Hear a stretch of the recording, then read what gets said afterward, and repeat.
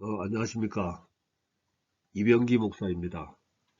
지금부터 네 번째 주일 온라인 예배 말씀 부분만 편집해서 방송하겠습니다. 기도하겠습니다. 사랑과 은혜가 풍성하신 아버지 하나님, 오늘도 거룩한 주일을 맞이해서 이렇게 온라인 예배 드릴 수 있음을 감사드립니다. 지금 이 시간 성령으로 함께하여 주시옵시고, 말씀 중에 하늘의 지혜를 허락하시고, 말씀 중에 우리를 만져주시옵시고 고쳐주시옵시고 강하게 하사 다가오는 한 주도 승리자의 길을 걸어갈 수 있도록 축복하여 주시옵소서. 감사드리며 예수님 이름으로 기도드리옵나이다. 아멘.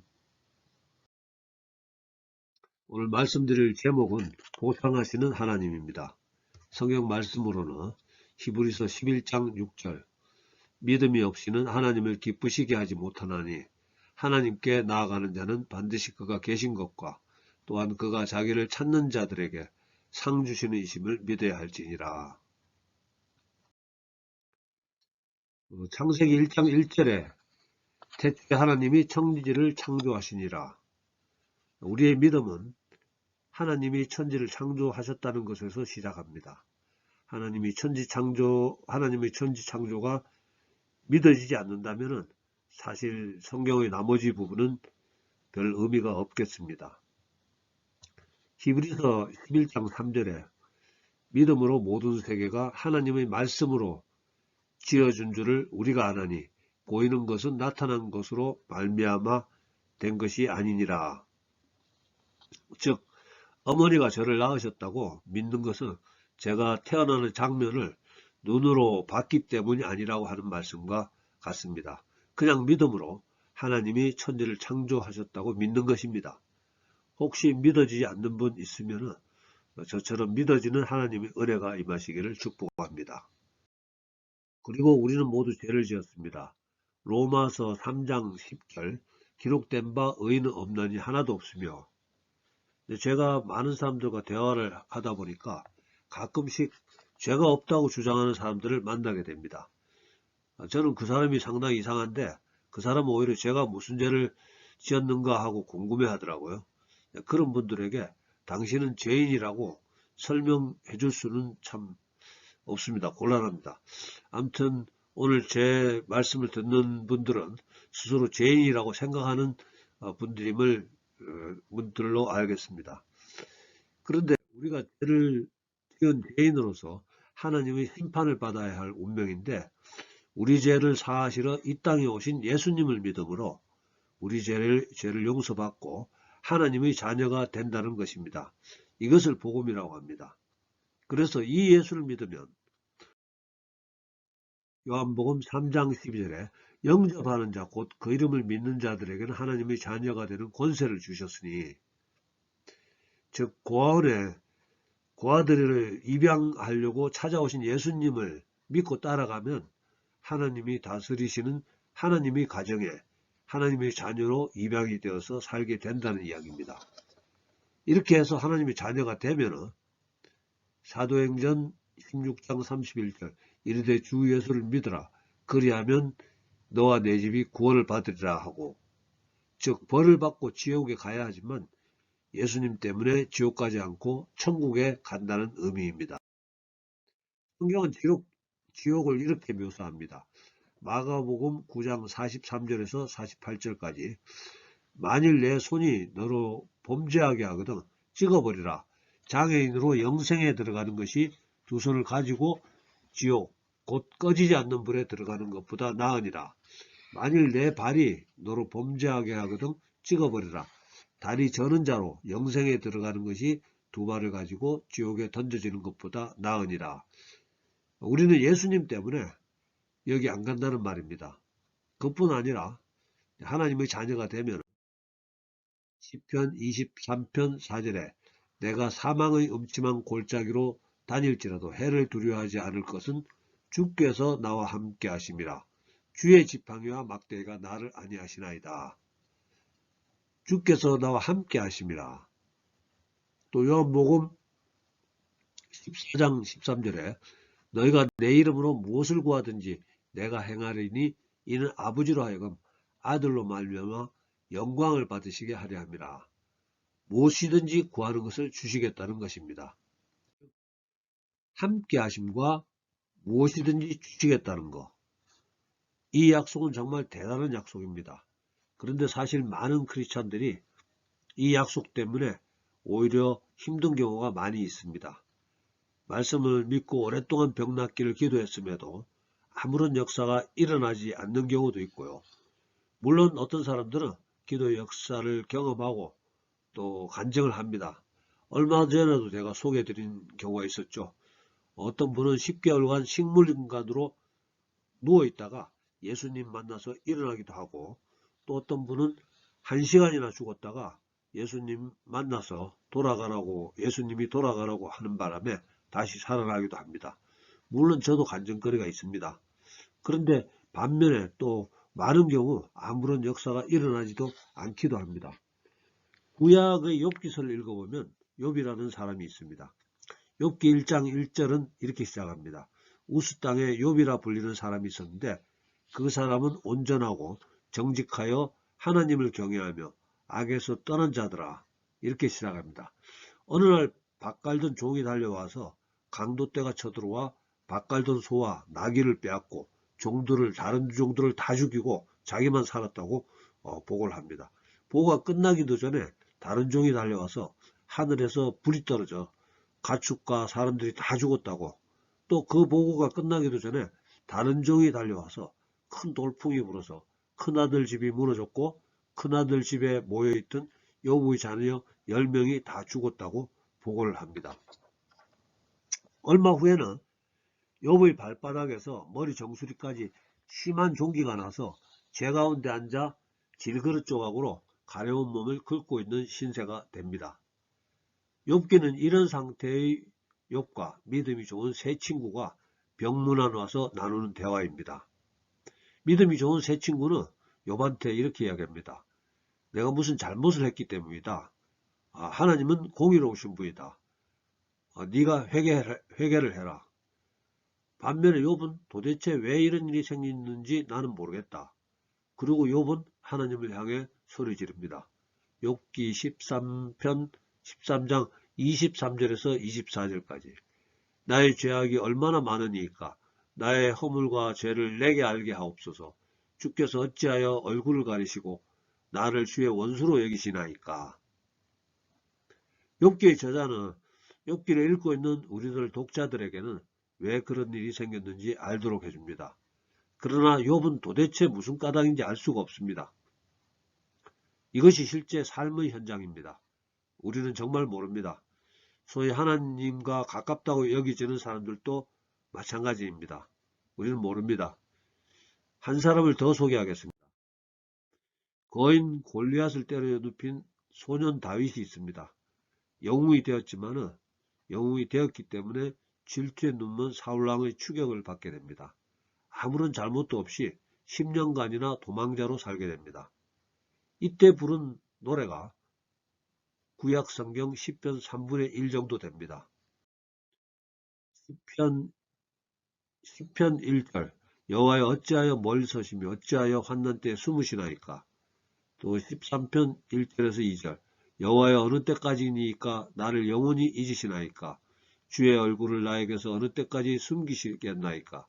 나의 영혼이 번민하고 종일토록 마음에 근심하기를 어느 때까지 하오며 내 원수가 나를 치며 자랑하기를 어느 때까지 하리이까. 다윗은 이 고난의 시기를 잘 견뎌내서 이스라엘의 왕이 됩니다. 욥도 나중에 하나님의 인정을 받아서 갑절의 축복을 받게 됩니다. 이제 오늘 본문 말씀을 소개합니다. 히브리서 11장 6절 믿음이 없이는 하나님을 기쁘시게 하지 못하나니 하나님께 나아가는 자는 반드시 그가 계신 것과 또한 그가 자기를 찾는 자들에게 상 주시는 이심을 믿어야 할지니라.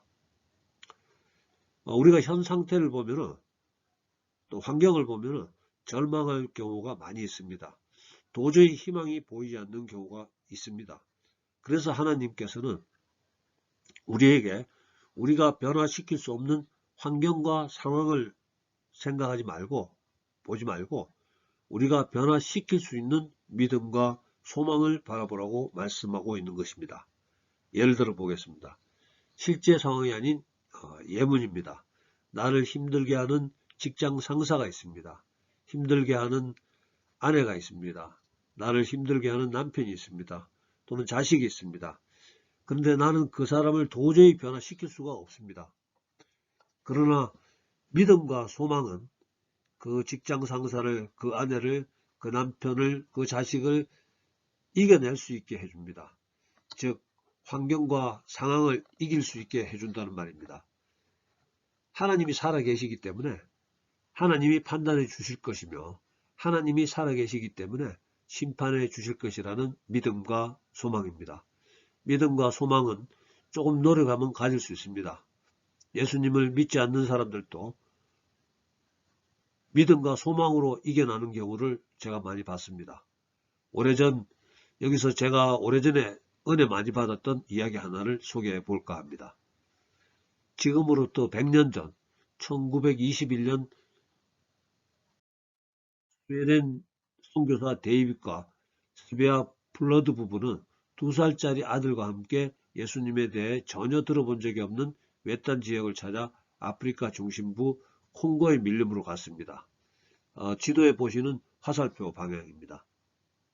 그런데 마을 족장은 그들이 마을에 들어와 사는 것을 허락해 주지 않았고 마을 외곽에서 살아야 했으며 오직 한 소년만 족장의 허가를 받아 만날 수 있었습니다. 부인 스베아는 다행히 그 소년이 예수님을 믿도록 인도했으나 그것이 그들의 유일한 성과였습니다. 그 마을에서 다른 사람은 아무도 만날 수도 없었습니다. 그리고 얼마 되지 않아 임신 중이던 부인 스베아는 말라리아에 걸렸고 아기를 낳은 후 며칠 만에 죽었습니다. 그녀의 남편은 대충 무덤을 파서 27살의 아내를 그곳에 묻고 그곳 콩고의 선교단체 본부로 돌아갔습니다. 그는 갓 태어난 딸을 그곳 선교사들에게 맡기며 이렇게 말했습니다. 저는 스웨덴으로 돌아갑니다. 저는 여기서 아내를 잃었고 이 아기를 돌볼 수도 없습니다. 하나님이 제 인생을 다 망쳐 놓았습니다. 그는 아들만을 데리고 떠났고 그곳의 선교사들은 그의 딸을 미국으로 데려가서 그리스도인 가정에 입양하여 키웠습니다. 그 딸은 애기라는 이름을 갖게 되었고 아름답게 성장했습니다. 어느 날 그 딸이 우편함을 살피다가 어찌된 영문인지 모르겠지만 스웨덴 잡지 한 권을 발견했고 거기서 하얀 십자가가 있는 무덤 사진과 함께 자기 친어머니의 사역에 대한 글을 읽게 되었습니다. 얼마 후 그녀는 아버지를 찾으러 스웨덴으로 갔고 아버지가 사는 작은 아파트에서 아버지를 만나게 되었습니다. 방 안에는 빈 술병이 사방에 널려 있었습니다. 아기는 오래전에 자신을 버린 73살의 병든 아버지에게 다가갔습니다. 그녀가 아빠라고 말하자 그는 눈물을 흘리며 거듭 사과를 하기 시작했습니다. 그녀는 웃으면서 말했습니다. 괜찮아요, 아빠. 하나님께서 저를 보살펴 주셨어요. 하나님이란 소리를 듣던 그 순간 그의 표정이 싸늘하게 굳어지더니 눈물이 멈추었습니다. 아니야, 하나님은 우리 모두를 잊으셨어. 아빠에게 들려드릴 얘기가 있어요. 아빠와 엄마가 하나님께 인도했던 그 어린 소년이 자라서 마을 전체를 예수님께 인도했어요. 아빠가 뿌리신 씨앗이 계속 자라고 또 자랐던 거예요. 아빠가 하나님의 부르심에 충실히 따르셨기 때문에 지금 600명도 넘는 아프리카 사람들이 하나님을 섬기고 있어요. 아빠가 아프리카에 간 것은 결코 헛된 일이 아니었어요. 엄마의 죽음도 헛되지 않았어요. 예수님은 아빠를 사랑해요. 한 번도 아빠를 미워하신 적이 없어요. 데이빗은 너무 놀라 정신이 멍해졌습니다. 그날 그는 수십 년 동안 원망했던 하나님께 돌아왔고 몇 주 후에 죽음의 문을 지나 예수님이 계신 영원한 집으로 들어갔습니다. 저는 감동을 많이 받았습니다. C.S. 루이스라는 사람도 이렇게 기도합니다. 주여, 이제는 당신이 왜 대답지 않으셨는지 압니다. 당신 자신이 대답이십니다. 모든 질문은 당신의 얼굴 앞에서 사라져버립니다. 예수님을 만나시면 모든 의문이 풀립니다. 그러나 이 땅에서 타락한 세상인 또 오염된 세상인 이 땅을 살아야 하는 우리는 모든 의문을 풀 수는 없습니다. 그냥 예수님이 잠깐씩 나타나셔서 우리의 믿음이 떨어지지 않을 정도만 도와주시는 것 같습니다. 말씀을 정리하면서 시편에 있는 아삽의 시를 소개합니다. 내가 하나님에 대한 믿음을 거의 버릴 뻔하였는데 이는 악인이 형통하며 죽을 때도 고통이 없고 그 힘이 강건하며 나는 종일 재난을 당하며 징벌을 받는데도 그들은 평안하고 재물도 늘어나는도다. 계속해서 73편 16절에서 17편 17절 내가 어쩌면 이를 알까 하여 생각한즉 그것이 내게 심한 고통이 되었더니 하나님의 성소에 들어갈 때에야 그들이 종말을 내가 깨달았나이다. 우리는 정말 아는 것이 너무 없습니다. 욥은 자기가 왜 갑작스레 그렇게 심한 고난에 처하게 되었는지 몰랐습니다. 어쩌면 모르는 게 그처럼 심한 고난을 더 잘 견뎌낼 수 있었는지도 모르겠습니다. 그 대신 믿음이 필요합니다. 소망이 필요합니다. 하나님께서 반드시 결산해 주시고 보상해 주신다는 믿음입니다. 설교 준비를 거의 마치고 나서 그림 한 장이 눈에 들어왔습니다. 믿음은 버티는 것이다. 그렇습니다. 우리 모두 상 주실 하나님을 기대하면서 믿음으로 버텨 환경과 상황을 이기고 승리하시는 우리 모두가 되기를 예수님 이름으로 축복합니다. 기도하겠습니다. 우리의 모든 것을 다 잘 아시는 아버지 하나님, 오늘도 사랑하는 주의 자녀들 불러주시고 여기까지 인도하심을 감사합니다. 오늘도 말씀 가운데 구약 성경의 의로운 욥을 통해서 다윗 왕을 통해서 또 스웨덴 선교사 데이빗을 통해서 우리가 알 수 없고 변화시킬 수 없는 환경과 상황 때문에 고민하지 말고 괴로워하지 말고 그 환경과 상황을 이겨낼 수 있는 믿음과 소망의 마음을 두어야 됨을 알게 되었습니다. 우리에게 믿음을 다하여 주시옵소서. 하나님 살아계심과 우리 하나님께서는 상 주시는 분이심이 믿어지게 해 주시옵소서. 지금은 우리 구주 예수님의 은혜와 아버지 하나님의 극진하신 사랑과 성령님의 감동, 감화, 교통하심이 오늘 예배에 참석한 우리 모두와 우리들이 가정과 일터와 섬기는 교회에 지금부터 영원토록 함께하여 주시옵기를 간절히 축원하옵나이다. 아멘. 감사합니다. 할렐루야.